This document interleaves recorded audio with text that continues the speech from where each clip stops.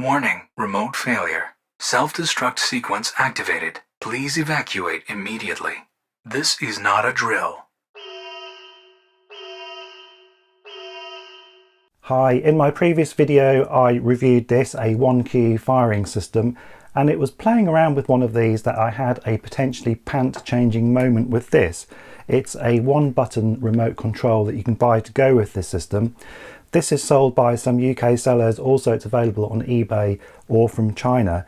Now, I'm not out to intentionally rubbish anyone's product with this video, but in my opinion there is a serious design flaw that you at least need to be aware of if you have one of these, to prevent potentially having an accident with your system. So in this video I'm going to explore this in more depth.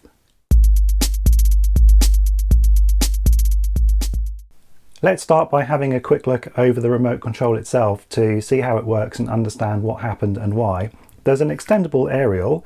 There's no on-off button. The buttons inside are permanently live and they are protected by this sliding cover. Now, depending on how long you've had your unit for and how much you've slid this forwards and backwards, this can be quite stiff when you first get the unit, and this will come into play shortly.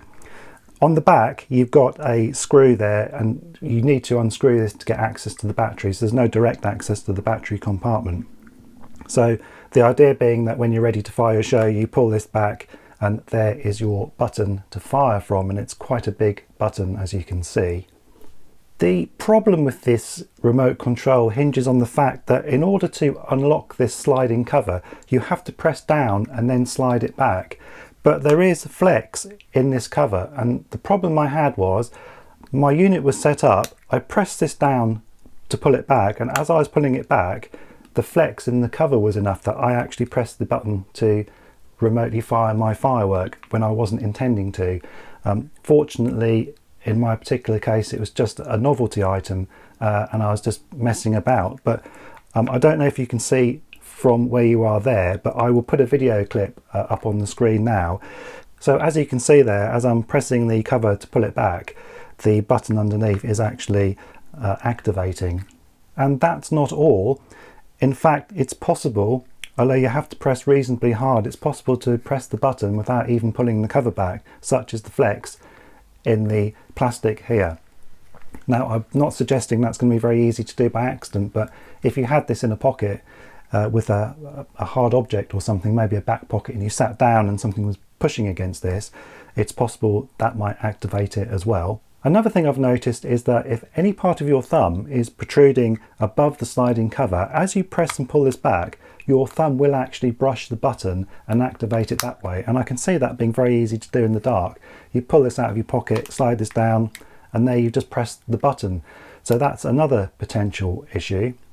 I've also had a look at the 4-button remote control to see if it's susceptible to the same accidental button presses. There's good news and bad news. The good news is the buttons are so small on this that no amount of flex in this cover is enough to actually press any of them. The bad news is that, again, if your thumb is slightly higher than the sliding cover as you pull it back, as you press and pull back, it's possible to accidentally press some of the buttons with the top of your thumb. I'm not suggesting this is going to be a regular occurrence or something that's going to happen to many people, but I do think that displaying at Guy Fawkes or New Year's Eve when it could be freezing cold and you've not got much feeling in your fingers and you're fumbling about in the dark and pulling this out of your pocket, that it's still a possibility no matter how remote. So to conclude, I'm not actually suggesting that you don't buy one of these. As I said at the top of this video, I'm not out to rubbish a product. I just think that you do need to be aware of its potential design flaw.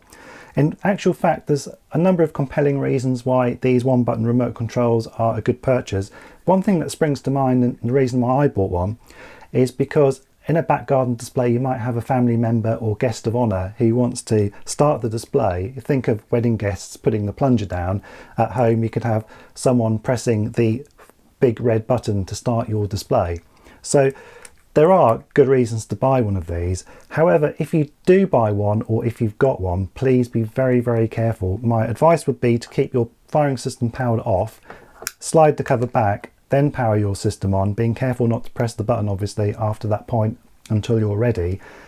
Also, as a general safety thing, and with the 4-button control as well, make sure that no part of your thumb is above the sliding hatch when you pull it back, because that again could potentially press some of those buttons. Well, I hope you found this video useful. As always, please like and subscribe. It doesn't cost you anything, it helps my channel out enormously. Thank you for watching, and I'll see you in the next video. Remote failure. System malfunction. Missiles launched. Goodbye.